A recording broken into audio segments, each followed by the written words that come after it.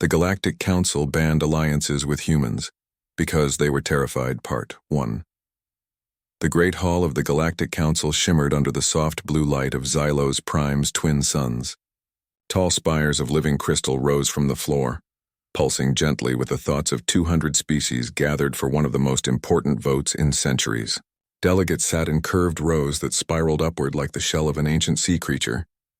Some were insectoid, their many eyes blinking in unison. Others were gelatinous masses floating in nutrient-filled pods, while a few wore breathing masks just to tolerate the shared atmosphere. All of them watched the central platform, where the final speaker prepared to deliver her closing argument. Her name was Vrela of the Ketheri, and her voice carried through the hall like wind through dry reeds. "We are not acting out of hatred," she said, her long fingers clasped before her. "We are acting out of survival. The humans evolve too fast. They adapt too well. They do not follow the rules of war, of diplomacy, or even of reason. They build starships from scrap. They turn music into weapons. They smile while bleeding. This is not courage, it is chaos.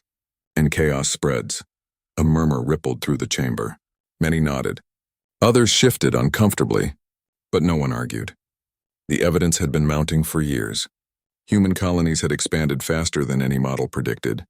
Their scientists solved problems in days that took other species generations. Worse, they kept forming unofficial bonds with smugglers, rebels, even former enemies, bypassing council protocols entirely. They didn't ask for permission. They simply acted. When the vote came, it passed with 187 in favor, 12 opposed, and 21 abstentions. The resolution was clear. No member world could enter into military, political, or technological alliances with humanity. Trade would be limited to raw materials only. Cultural exchange was suspended. Human diplomats were to be escorted off council worlds within 72 hours. The ban was absolute. On Earth, the news hit like a silent storm. In Houston, Leo Grant stood in his small apartment, watching the live feed on a wall screen. He wore a faded gray t-shirt and jeans, his dark hair messy from a long night of work. At 32, he was one of Earth's top propulsion engineers, and for the past 5 years he had been working with Krellian scientists on a joint drive system that could cut travel time between stars by half. Now that project was illegal. His colleagues were being recalled. His data was being wiped. And no one would tell him why. He turned off the screen and walked to the window. Outside, the city hummed with normal life, cars, chatter, the distant wail of a siren. But everything felt wrong. The ban made no sense. Humans weren't conquerors. They hadn't fired a single shot at another species in over a century. So why this sudden fear? Thousands of miles away on the lunar colony of Tranquility Base, Maya Ruiz sat alone in a dimly lit observation pod. She was a marine biologist by training, but here on the moon she studied extremophiles in sealed hydroponic labs, organisms that thrived in impossible conditions. It was quiet work, but it suited her. At 29, she preferred data to drama. Yet tonight she couldn't focus. Her tablet displayed a string of encrypted messages she'd intercepted from a council relay station near the Orion Spur. The messages were heavily coded, but fragments stood out. Human anomaly. Containment protocol. Do not engage. She'd been tracking strange energy spikes near the edge of human-controlled space for weeks. At first she thought it was solar flares or equipment glitches, but the pattern was too precise. And now with the ban in place, those spikes had stopped, as if whatever caused them had gone silent or been silenced. Maya leaned back, rubbing her temples. She knew the official story.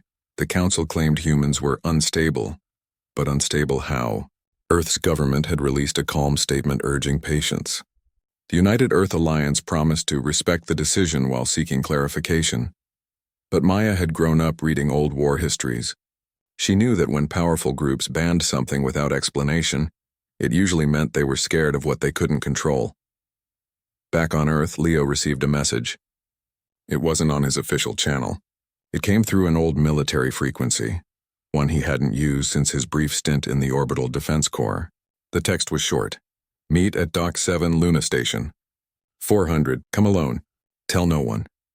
There was no signature, but the encryption key matched a retired admiral he once trained under, someone who vanished after the last council summit. Leo didn't hesitate.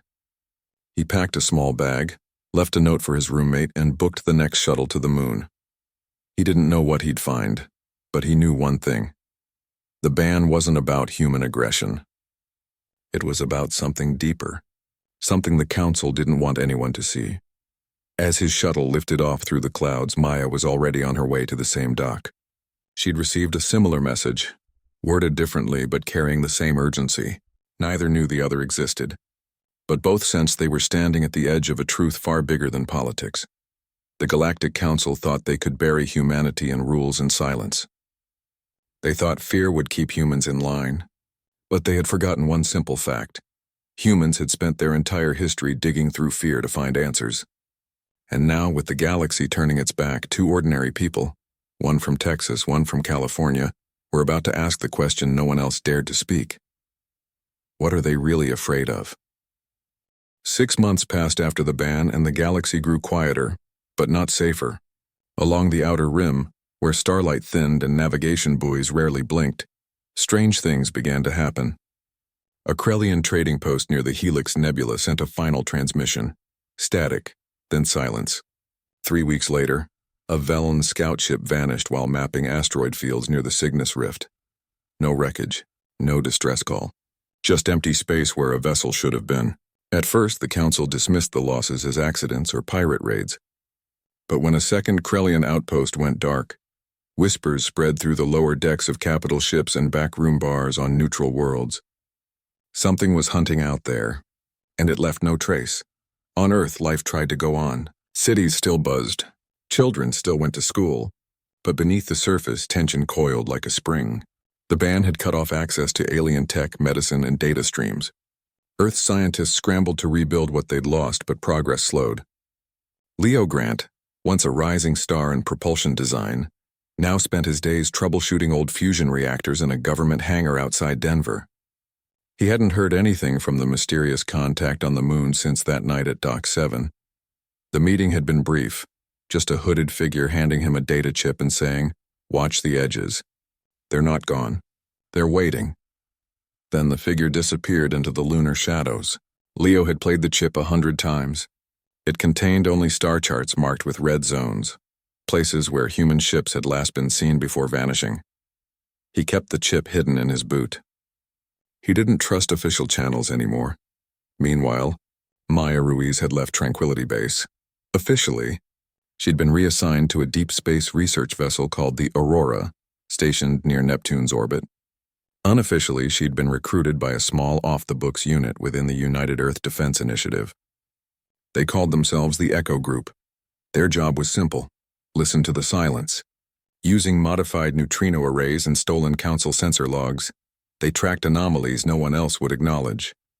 Maya spent her nights staring at holographic maps dotted with blinking red markers, each one a missing ship, a dead signal, a ghost in the void. One evening, as Neptune's blue glow painted the observation deck, she noticed something odd. All the disappearances followed a pattern. They happened within 3 light-years of human-colonized systems, but never inside them. It was as if whatever was out there avoided Earth's core territories. And every vanished vessel had one thing in common. It had, at some point, carried human-made components, even something as small as a communication relay or a medical scanner. Maya's hands trembled as she cross-referenced the data. This wasn't random. This was targeting, but why? Back on Earth, Leo received another message. This time, it came through a civilian news feed, hidden in the metadata of a weather report. Dock 9 Mars Orbital, 2200, bring the chip, no name. No explanation. But Leo knew who it was. He booked a seat on the next cargo hauler heading to the Red Planet. The trip took 10 days. He spent most of it staring out the viewport, wondering if he was walking into a trap. When he arrived, Mars Orbital was half empty. The ban had hit Martian colonies hard. Most alien traders had left and supply lines were stretched thin. At Dock 9, a woman in a worn flight suit waited near a sleek, unmarked Corvette. She had dark eyes, short black hair, and a scar along her jawline. She didn't smile. "You, Leo?" she asked. He nodded. "I'm Maya," she said. "I've been watching your work." "And your silence?" Leo blinked. "You're the biologist from Tranquility?" "Was," she said. "Now I chase ghosts." She gestured to the ship behind her. "This is the Odyssey, fastest stealth corvette Earth's ever built. Unregistered, untraceable, and it's heading to Proxima Outpost Gamma. Leo frowned. That place was abandoned years ago. Exactly, Maya said. Which is why no one's looking there. But our data shows energy spikes matching the disappearances, right before they stopped. Something happened there. And I think it's the key. Leo hesitated. He had no orders, no backup, just a gut feeling and a chip in his boot. But he also knew that if the Council was lying about why they banned humanity, then the truth might be buried in places like Proxima Gamma. He stepped aboard. The Odyssey slipped away from Mars orbital an hour later, its engines running cold to avoid detection. Inside, the ship was cramped but efficient. Maya piloted while Leo studied the star charts on a flickering console. As they crossed into deep space, she explained what she'd found. The pattern, the human components, the avoidance of Earth's core systems. It's not that they're hunting humans, she said quietly. It's that they're hunting anything touched by humans. Like we're contaminated, Leo thought about that. Or maybe we're dangerous to them. Maya glanced at him. How? Because we change, he said. We take broken things and make them work. We mix ideas from everywhere. Maybe whatever's out there can't handle that kind of chaos. Maybe it sees us as a virus. She didn't answer right away. Outside, stars stretched into thin lines as the ship engaged its experimental drive. Another piece of tech the Council had outlawed. They were breaking every rule just by flying this mission. 3 days later, they reached the Proxima system. Outpost Gamma hung in orbit around a dead moon, its hull pitted with micrometeorites and time. No lights, no signals, just silence. Maya brought the Odyssey in slow, docking with a service bay that hadn't opened in decades. They suited up and stepped inside. The air was stale, frozen in time. Corridors were littered with abandoned tools and empty ration packs. But in the central archive room, they found something unexpected, a working terminal powered by a hidden geothermal tap. Leo plugged in his chip. The screen flickered to life, displaying files in a language neither recognized, but the translation software Maya carried began piecing it together. It was an alien log, written by a Krellian archivist who'd stayed behind after the outpost was ordered closed. The final entry read, "They are not afraid of human weapons. They are afraid of what humans become when cornered. We have seen it in simulations. A species that rewrites its own rules mid-battle cannot be predicted, cannot be contained. The Council hides this truth to avoid panic, but the old enemy is waking, and it remembers the taste of chaos."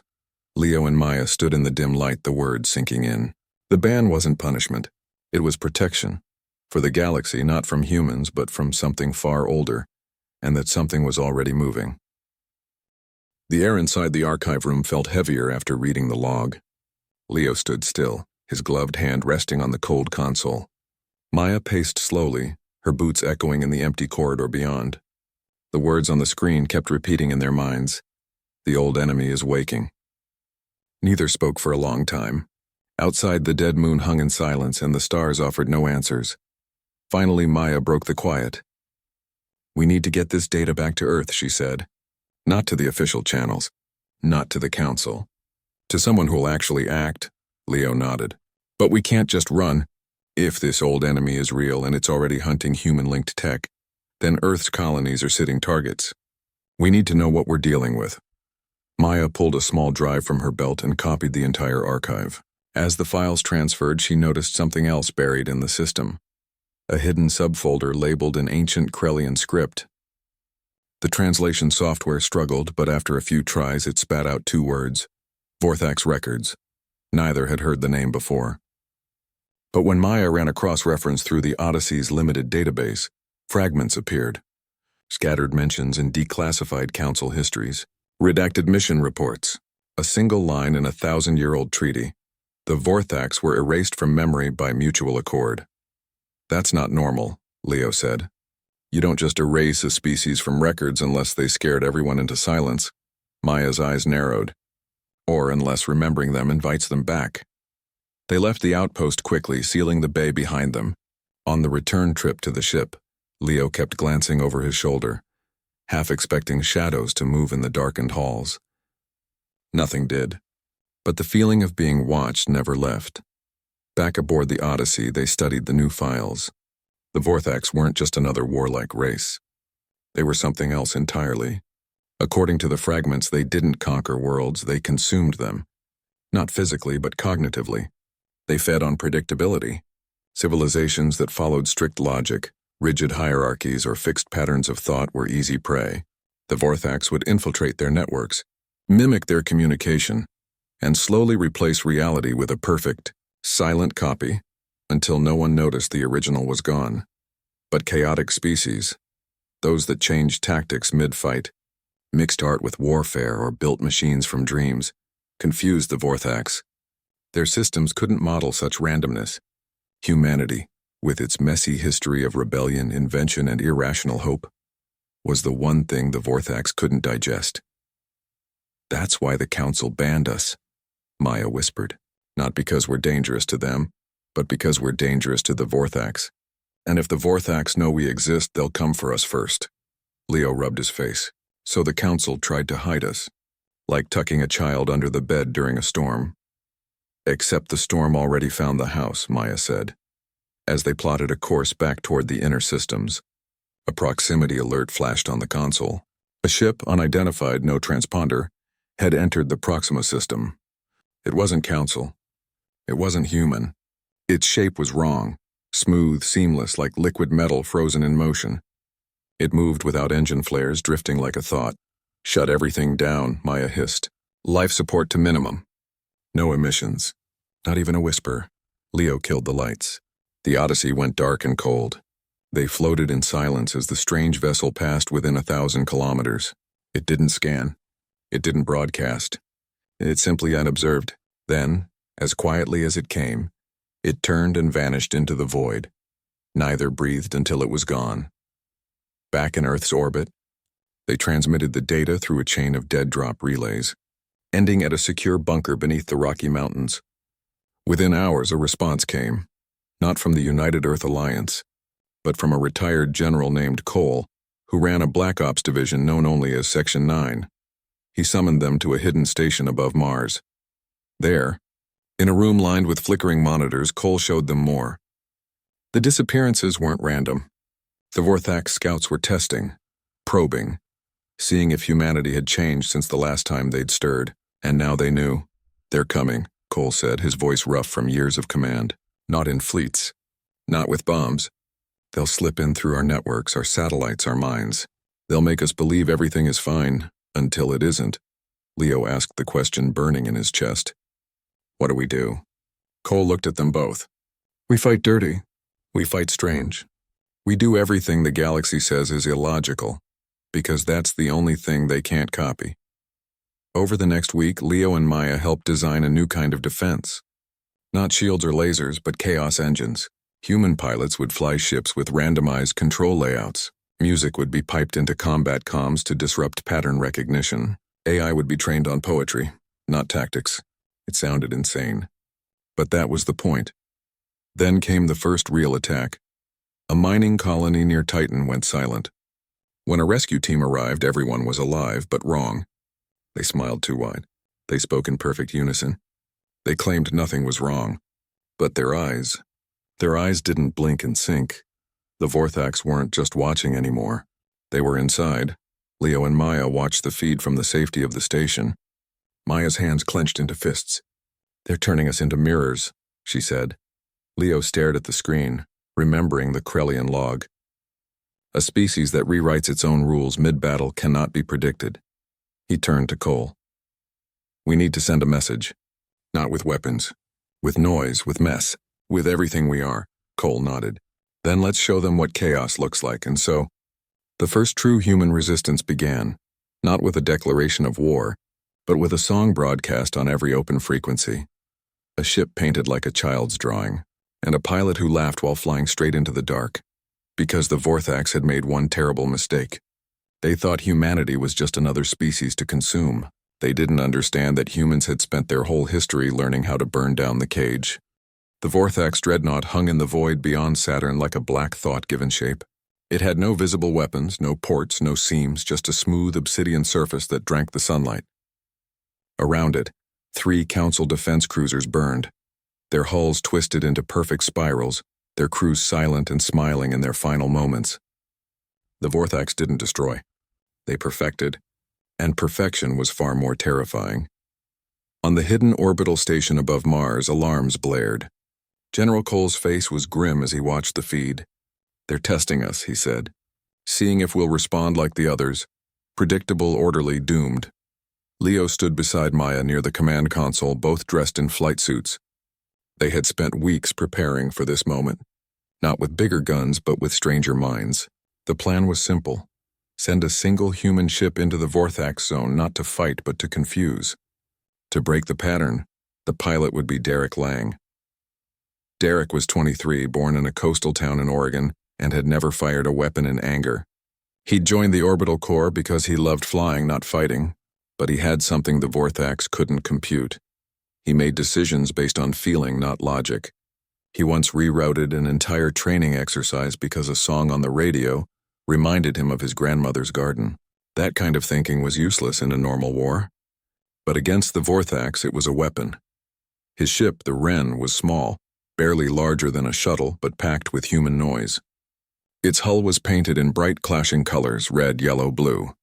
Inside, the cockpit played a mix of jazz, children's laughter, and ocean waves. The navigation system changed its layout every 30 seconds. The targeting computer ran on a neural net trained on abstract art and old fairy tales. Derek didn't know if it would work, but he knew he had to try. As the Wren launched from the station, Leo and Maya watched from the observation deck. The ship looked absurd against the dark, like a toy tossed into a storm. But it moved with purpose, cutting through debris and silence toward the dreadnought. The Vorthax ship didn't react at first. It simply waited as if amused. Then Derek did something no other pilot had ever done. He turned off his main engines and drifted. He opened all external speakers and broadcast a live feed of himself, singing an old folk song his father taught him. Off-key, raw, full of mistakes. The Vorthax sensors flickered.